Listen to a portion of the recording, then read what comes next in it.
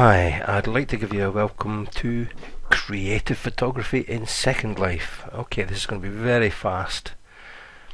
So I'm not going to show you exactly how to build in Second Life, except to say that you can build primitive objects like these. And you start with cubes which are stretched and then put a photograph on, which I've edited. You can have prisms, spheres, cylinders, etc. And then along the end here, these two are unique. These are more advanced. They're called sculpties. So this top one is meant to be shaped like an apple. You can colour these things and you can cut them around and shape them. So it's quite easy to put a hole in them and make them different colours. The next thing is to upload your own photographs. There's me, and a stage further would be to take a photograph, say, and make it transparent and then build things with it, like I've built these rose arches. This is a photograph I took of a rose arch in Wales, and I've taken out everything that wasn't roses in GIMP, the GNU image manipulation program, and I've added some cylinders, and I've put on the cylinders some stone texture and made this arch. I've then linked all these objects up, so I can, in fact, if I wish, copy that thing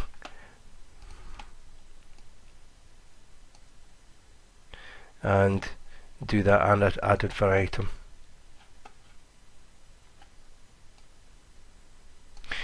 So I've now made a nice little thing I can walk through.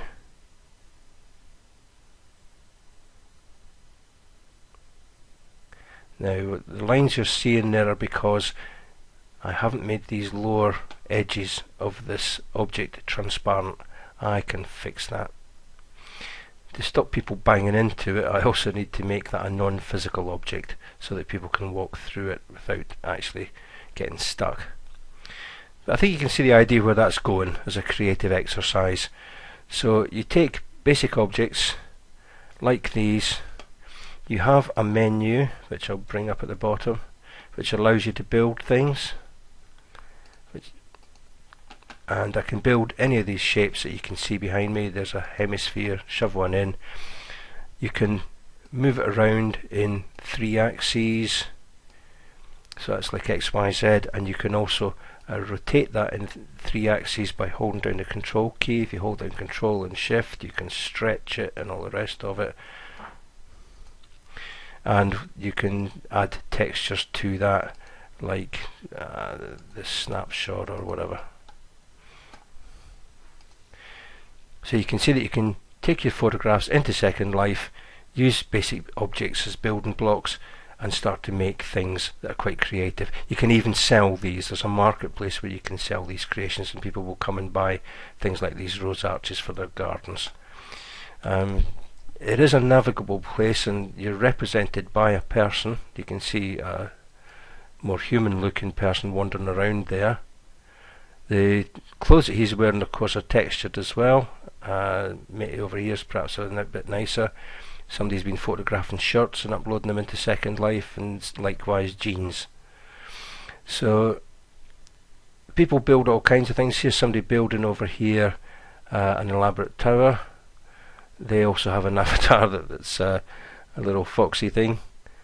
And somebody's made that, somebody's imported these textures and put that together, and he's probably bought it. He may have made it himself. This is me. I've just made a little simple smiley man because that's what I wanted to do. And I can walk through this thing. I might actually bang my head, but I may be little enough to just get away with that. Yep, I'm bumping my head, but there you go. If I make those things non-physical, or phantom rather, then I have no problem walking through them. Okay, it needs a bit of editing here and there, but I think you get the idea. And there's somebody just built quite a nice ship over there, and depending on how far they've got with that, we should be able to fly inside. And you can see they've taken a photograph of a bar. They've made it into transparencies, and like me, they've made that mistake of not getting the edges off the transparencies there. They also look like they've got an animated neon sign. They've animated the floor. The drums haven't resed for us yet, but again that looks like just a photograph. Some of these things they'll draw, some will just be a straight photograph to make various types of objects. So there's no limit to this thing. You can use sounds in Second Life too, so you can put audio tracks in, and you can obviously invite people here for his disco. Here's an animated side, just simply flashes on and off. These objects are scripted, in other words these things are all programmable. That's how the floor is working. The floor will be just an object, and I may be able to edit it. You can see the edited objects there. That has 170 objects that he's put together to make that thing. And upstairs in his ship he's got an animated fish tank. Now again, these are done from photographs. That one's, it's getting better. As the longer we stick around, the better the graphics will appear. So he's used a background for a fish tank, and then he's animated some fish over the top. He's made bookshelves. All these are photographs that have come in, so you suddenly find yourself walking around photographing things. They also have media players, so they can play YouTube and other videos, even your own videos in Second Life. Here's a snapshot, which is another use of photography. This is in reverse, if you like. They've used the snapshot feature, which you can see here, and you can save as, and you can save it to your hard drive. So if I put it on my desktop and put it in all SL photo textures and just call it snapshot, there it is. I can actually use my file menu to upload images, so I can upload my own, and if I put on the thumbnails you'll see some of the things there, and in amongst that you should see there's the one I just took. That's the snapshot I've just taken, and if I uploaded that it cost me 10 Linden dollars, which is the in-world currency. You'll see I have 4,000 Linden dollars here. Here's somebody moving around. Again, interesting use of wood textures. And I now have a photograph of his TV. He's changing his appearance, so he's likely to change clothes. All kinds of creative things you can do here. These are sculpted textures. These are more sophisticated, to make a bottle and glasses, and then they've obviously textured that up. So you can get quite imaginative with what you do. I don't know that the radar screens work. I've seen some that do, and that's quite a build. That's quite an impressive thing that he's made. And that type of thing you can build if you've got the time and expertise, and as I say, put them onto SL Marketplace. I think it's disappearing because I'm moving too far away from it. I can adjust that so that it doesn't do that. That's part of the SL settings. I think that gives you a basic idea. Let's take my little avatar and run, banging his head all the way on these physical objects, over to this place over here, which should gradually appear as I get closer to it. This is a thing called the Ivory Tower Library of Primitives, and it's kind of like a self-teach tutorial museum. You can see outside here they've been building some objects that you can take a look at, like here's H.G. Wells' time machine, and you're limited only by your imagination. I think that's what's so wonderful about Second Life, because everybody builds different things and it's always astonishing. In here they show you how to build things, and basically it's a walkthrough. As the sign says, you start here, and it shows you your menus from within Second Life. There is how to select the various objects you can build, these primitive geometric objects or prims, and how to shape them, colour them, form them, how to move them, rotate them, and then they get into the menu, shows you how to position things, and then they gradually explain how to stretch things. So that's what they're doing here. It's a nice tutorial, and then they get more elaborate. Then they start to show you how to make objects, and somewhere in here, here's how you copy things. Copy. And so you'll see odd things lying around, some of which work. As I say, some things are animated. And then once you've completed the first section, they've got flexi prims and so on. You can move up to the next level and see all the variations and all the shapes that you can get. And photography comes in really nicely there. Now I hope I can just quickly teleport home. So I'll go world, teleport home, and I'll show you my place. Now I happen to be standing on the roof, so I'll have to jump off there. And because I've moved to a different piece of land, it'll take a little while for this to res, but this is actually my building. I'll quickly run round the front. There's a thing that I've animated to give away freebies. I live near a road, which is quite handy. Now I use this as a kind of showcase for my books, and I've put a little bit about each book. These are just simply snapshots of photographs. Let's come back a bit so you can see my building.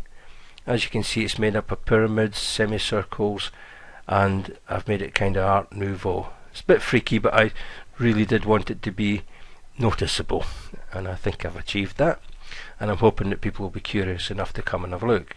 As you can see, I've put a gallery inside, so I'll just quickly run in. I've got freebies lying around that people can help themselves to, but I'll pop up my stairs here,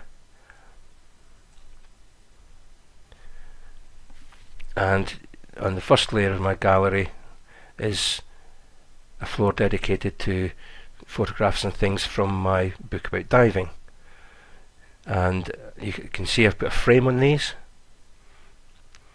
and one or two animated objects lying around. It's potentially to sell my book. If I move up through the floor to the next level, here are photographs of my local area. Again, I've put a simple frame on these. And next level up was my book about depression, which I illustrated actually using Second Life, as I say, in reverse, so that I go in there and create a scene using my avatar and some props, and then snapshot those back out to use as illustrations for my book, such as this one, growing new brain cells. So I've purchased some sculpted brains, I've made some trees, and I've put some leaves in, which came from a photograph. I've built a watering can and a shovel. I've put a straw hat on him, and I've nicked a sign of the internet that says "Save the Rainforest" and changed it to "Brain Forest." Ha ha ha, that's wonderfully funny and amusing. And I've used the same technique to illustrate various aspects of my book as I go through, just to brighten it up. So that is my Art Nouveau building, and you can see around me there are other residents who've got buildings of their own. I won't pry inside because you never know what you're going to find. There's some adult material in Second Life, and I think my neighbour has a penchant for that very type of art. Okay,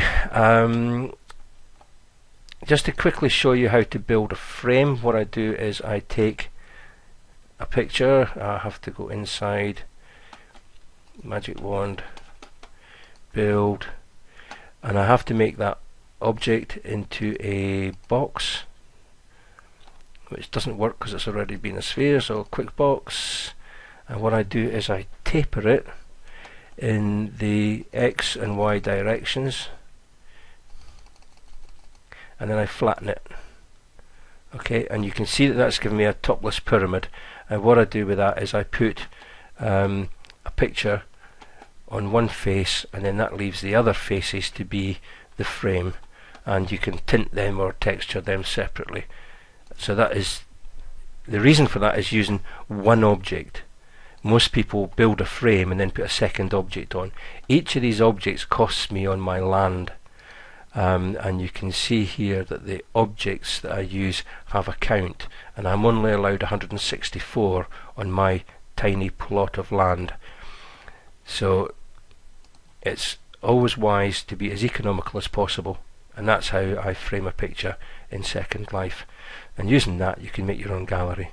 So I hope that gives you a quick introduction to creative photography in Second Life.